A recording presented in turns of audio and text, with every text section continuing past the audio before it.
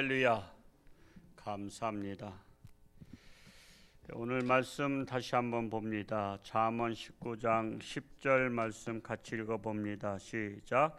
미련한 자가 사치하는 것이 적당하지 못하거든 하물며 종이 방백을 다스림이랴. 참으로 미련한 자가 사치하는 것이 적당하지 못하다라는 것은 마치 잠언 11장 22절에 아름다운 여인이 삼가지 아니하는 것은 마치 돼지코에 금고리를 다른 것과 같으니라 하는 말씀과 동일한 것입니다. 돼지코에다가 금고리를 다른 것을 상상해 봤어요. 자, 여러분 돼지코에 금고리 달면 이거 이쁜 돼지 그래요? 웃기는 돼지 그래요? 웃기는 돼지죠. 거기 금고리 달아봤자 돼지가 그거 웃기는 거지. 이게 화장한다고 이쁩니까? 돼지는 하여튼 포동포동 살이 쪄야 보기 좋은 거예요. 그렇죠? 잡아먹기 좋으니까. 그렇지 돼지를 무슨 이쁘게 키우려고 하는 것이 아니잖아요. 그러니까는 자기 주제 파악을 못한다는 것이죠. 그러니까 미련한 자가 사치하는 것은 주제 파악을 못하는 것과 같다라는 것입니다.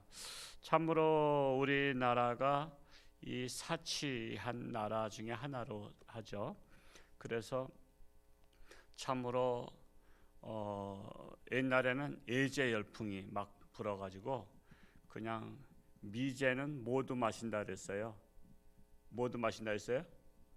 양잿물도 마신다 할 정도로 미제를 좋아했고요. 화장품도 미제를 엄청 좋아했어요. 제가 어렸을 때 인천에서 그 형님 가정에서 학교 다닐 때 그 기억이 나요. 그 당시는 그루무라고도 그랬어요. 그루무 화장품, 그루무. 그래서 보따리 장수가 있었어요. 보따리 장수. 옛날엔 보따리 장수가 많았죠. 보따리 장수가 화장품을 가지고 이거 예제, 이거 특별히 미제 들어온 거라고, 미제를 들어온 거라고 해서 저희 형수님이 사신 기억이 나요. 제가 그때 중학교 때 정도로 기억하는데, 그랬는데 조금 이제 쓰다 보니까 그게 겹이 다른 거예요. 이 겉에는 미제인지 모르겠어요, 진짜인지. 하여튼 좋다 그래서는 얼굴 바르고 손 바르고 이렇게 하다가 조금 쓰니까 겉에 있는 것하고 안에 색깔이 다른 거야. 그래가지고서는 충격을 받더라고. 이거 속아 샀네 그러면서. 그러니까는 겉에만 미제를 좀 바르고 속에는 이제 한국 국산품 이제 화장품, 이제 구루무 화장품이겠죠. 그거를 했던 것을 제가 너무 충격받는 형수님을 보고 속아 샀다고. 그러니까 비싼 값에 샀을 거 아니에요. 그때 미제를 이거 특별히 이거 구입해서 파는 거라고 하니까 돈을 많이 주고 샀을 거 아니에요. 그래서 속아 샀다는 그 충격적인 것이 제가 그 형수님의 그 인상이 지금도 이제 기억이 나요. 속아 샀다고.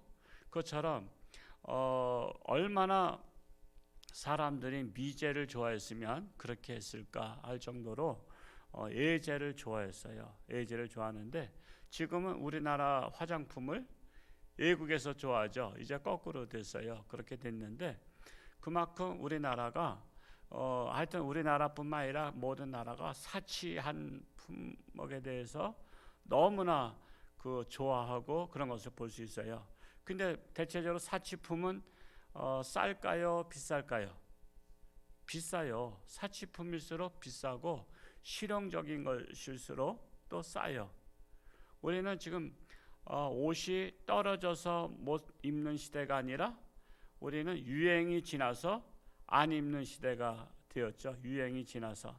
사실은 옷은 내 몸을 가리고 또 여러 가지 물론 폼도 나야 되겠지만 그렇게 너무나 유행에 따라가다 보면 가랭이 찢어진다는 말이 있잖아요. 가랭이 찢어져요. 그렇게 되다 보면 거기에 하다 보니까 다른 것들을 못 하는 거예요. 다른 것들을 못 해요.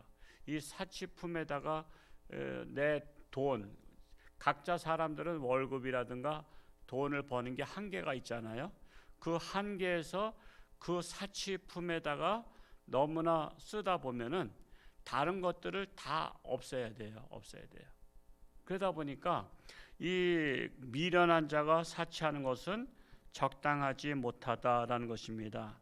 그래서 미련한 자가 사치하면 멋있는 사람이 되는 것이 아니라 꼴불견인 사람이 되는 것입니다. 그래서 우리가 사실상 투자해야 될 것은 그런 애모만 아니라, 애모를 또 안 할 수는 없지만 애모만 아니라 우리의 내면에 투자를 해야 된다는 것이죠. 내면에 투자를 해야 돼요. 저는 사실 우리 교회 이렇게 건축하고 카페 쪽에 이 책장을 이렇게 놓고 책을 많이, 그때는 또 새 책을 많이 구입해서 놓고 그랬어요. 그런데 카페 와서 책을 보는 분들이 별로 없어요. 책을 보는 분들이. 여러분, 책 하나가 얼마나 소중한지를 모르기 때문에 그래요. 그냥 가치를 모르기 때문에 그래요. 요즘에 하도 뭐 회자되고 있는 것에 대해서 조지 오웰의 동물농장이라는 얘기를 많이 들어서 집사람 보러 한번 사라 그랬어요. 그냥 이렇게 화면으로 사면은 싸다는데 저는 화면을 오래 보면 눈이 너무 피곤하고 또 익숙하지 않아서 돈을 더 주더라도 조지 오웰의 동물농장하고 1984라는 책을 옛날에 많이 뭐 이렇게 들었던 책이지만 제가 읽어보지 못했던 책이에요. 그래서 조지 오웰의 동물농장과 지금 시대와 맞은 거예요. 지금 시대가 마치 우리나라가 동물농장 같다는 거예요. 사람을 동물로 비유한 거예요. 지금 우리나라가 잘 먹고 잘 사는 사회 같지만 동물 같은 시대에 살고 있다는 것입니다. 그러니까는 아무나 다 뭐 저기 용 되려고 하지 마라. 가재로 살고 뭐 붕어로 살고 그렇게 살라고 하는 그 어느 분이 얘기했잖아요. 너희들 가재나 붕어나 이런 거로다 살아가면 족하지 뭐 용 되려고 하느냐. 용 되려고 하는 거는 특별한 집안만 되면 된다. 그래서 이 사람을 차별한 거거든요. 그래서 그것이 정확하게 어떤 뜻을 갖고 내포하고 있는지 저도 뭐 시대에 맞는 책들을 읽어보지 못한 게 너무 많거든. 그 책을 많이 봐야 되거든요. 그 책이 그 시대를 반영하는 책들이 엄청 많아요. 그래서 끊임없이 책을 읽혀야 돼요. 그러면은 나의 내면에, 여러분, 책이라는 것은요 사람의 정신 연령을 키워요. 정신 연령. 요즘에 우리나라가 선진화됐다고 하지만 성인 아이가 많다 그러죠. 그러니까 육신은 잘 먹여서 잘 키웠어, 돼지처럼.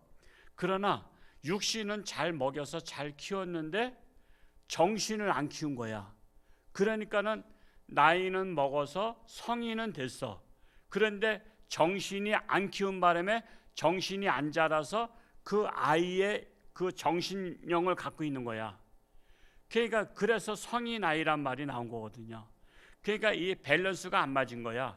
그러니까 우리가 육신이 자라듯이 우리의 정신이 자라야 밸런스가 맞거든요. 사람은 그 나이에 맞는 사고를 갖고 있어야 돼요. 20살이면 20살에 맞는 사고를 갖고 있어야 되고 30살이면 30살에 맞는 정신 연령을 갖고 있어야 되는 거예요. 그런데 우리는 그렇지 못하거든요. 제가 그 옛날에 그 연속곡 중에서 그분이 어떤 걸 창시했던 분이죠? 주몽. 고구려죠? 고구려. 주몽. 우리 주몽에 대해서 그 연속곡 한번 한참 나왔었잖아요. 제가 그 연속곡을 보면서 그 사람이, 그 주몽이 몇 살에 고구려를 창건했냐 하면은 22살에 창건했어요. 22살에 그때는 각 부족별로 살았거든요. 그냥 나라가 아니고 그냥 강릉, 성주 그런 식으로 한 춘천, 성주, 그러니까 지역마다 성주가 다스리는 나라였어요. 그런데 이 주몽이 온 나라를 통폐합했는데 그때 완성됐을 때가 22살이었단 말이에요. 근데 그가 나라를 통일하기 위해서 언제부터 자기 사람들을 모으면서 이렇게 했냐면은 17살 때부터 했다는 거야. 그러니까 제가 그 역사를 보고서는 17살이면 지금 몇 학년이에요? 고등학교 1학년이라고. 지금 고등학교 1학년이 다니면서 나라를 창건한 거예요. 자, 나를 중심으로 모이라고 해서 어른들을 설득해서 자기 부하를 만들었다고. 그러니까 나 같은 사람, 즉 60대, 보통 성주들은 50대, 60대, 70대 막 그랬거든요. 요즘 말하자면 시장들이지. 춘천시장, 강릉시장, 홍천군수, 이런 사람은 17살짜리가 가서 단판을 짓고 당신 내 부하가 되시오. 그러면서 안 되겠다 그러면 싸워서 굴복시키고 설득하고 하면서 이 나라를 만든 거예요. 자, 생각해 보세요. 지금 고등학교 1학년이 우리나라에, 그러니까 대통령이 되겠다고 다니면서 내가 대통령 되면 나라 잘 다스릴 테니까 나를 지지해 주시오. 그러면서 5년 동안 돌아다녀서 22살에 대통령 된다는 게 이게 있을 수 있는 일이에요? 이게 아니 이거 같지 않은 놈이 말이야. 이게 무슨 뭐 대통령 되겠다고? 야, 엄마 좀 더 배워. 정치가 뭔지는 알아? 경제가 뭔지는 알아? 네가 이 나라 국가관을 어떻게 가지고선 네가 나라를 다스리겠다는 거야? 한번 TV에 나와서 네가 한번 연설해봐. 그러면 17살짜리가 나와서 내가 대통령이 된다면 이 나라를 어떻게, 그러면 정치적으로 교수들이 질문하면 그것을 답변을 할 수 있어야 되고, 경제 분야에 대해서 질문하면 답변할 수 있어야 되고, 이런 것들을 해박한 지식과 능력, 실력을 갖추고 있지 않으면 TV에 나와서 토론회에서 완전히 깨져버리죠. 그것처럼 시대는 다르지만 17살에 나라를 통일하겠다고 나섰던 주몽이 5년 만에 통일을 했잖아요. 22살에. 여러분, 그게 쉬운 일이에요? 싸움만 잘한다고 되는 게 아니거든. 그 성주들을 설득할 수 있는 설득력, 능력이 있어야 되는 거거든. 그냥 실력을 갖추는 거야. 실력을 갖추지 않고는 그렇게 할 수가 없거든요. 여러분, 우리 자녀들 무엇을 키워야 되죠? 실력을 키워야 되잖아요. 실력을. 저는 그 유튜브 방송 여러 가지 보는 중에서 세계를 이 나라 저 나라 다니면서 하는 어떤 청년의 유튜브를 봤더니 그 청년이 7개 국어를 한다 하더라고. 와, 7개 국어를 한대. 그러니까 3개 국어는 정통적으로 하고 나머지 4개 국어는 그냥 이렇게 대화할 정도 이렇게 한다는 거야. 전 감탄을 했어요. 놀랐어요. 지금 젊은 애들 7개 국어를 하는 애들도 있다고. 뭐 우리 나이 든 세대야 먹고 살기 힘들어서 못했다고 치고, 그러나 지금 젊은 세대는 그래야 어느 나라 가든지, 뭐 중국 가면 중국말로 다 샬라샬라, 또 일본 사람 만나면 일본말로 하고, 또 뭐 스페인 사람 만나면 스페인어로 하고, 그런 사람은 어딜 가도 거리끼는 게 없어. 참으로 우리 자녀들 한번 생각해 보자고요. 우리 자녀들이 과연 실력을 어느 정도 갖추고 있는가? 이거는 부모님이 노력해야 되잖아. 근데 주로 어디에만 투자를 해요? 사치하는 데만. 사치하는 데 투자하고 먹는 것에 투자해. 우리는 육의 양식보다 정신의 양식에 투자할 수 있어야 돼. 우리 자녀들, 저는 그래요. 최소한도 일주일에 한 권 정도씩은 좋은 책들을 선별해서 읽을 수 있도록 권하고 싶어요. 일주일에 한 권은 무리가 아니잖아요. 일주일에 한 권 정도. 그래서 한 달에 4권 정도는 정말 우리 내 자신의 정신을 키울 수 있는 그런 책들을 부모님이 선정하든지 아니면 자녀들이 하든지. 이번에 그 9월 행복한 신문에 오두막이라고 그 3면에 책자 광고 나온 거 보셨죠? 관심 있게 보셨나? 혹시 오두막 읽어보신 분? 오두막. 그래도 읽어보신 권사님이 계시네. 할렐루야. 그거 우리 젊은 사람들 꼭 읽어봐야 돼요. 저는 옛날에 읽은 책이지만 그 오두막에서 그 딸을 하나 이제 놀러 캠핑 갔다가 잃어버려요. 그러니까 제 딸이 저한테 선물해준 책인데, 옛날에 그 캠핑 갔다가 딸이 행방불명돼. 그래서 그 딸을 찾아서 그렇게 하는 과정 속에서 그가 하나님을 만나요. 그 믿는 집안이거든. 근데 하나님, 도대체 하나님 이거 어떻게 된 겁니까 하고 그냥 따지면서 그냥 딸을 찾는데 딸을 누가 납치해 가서 죽인 거야. 근데 그 과정 속에서 하나님을 만나는 그거예요.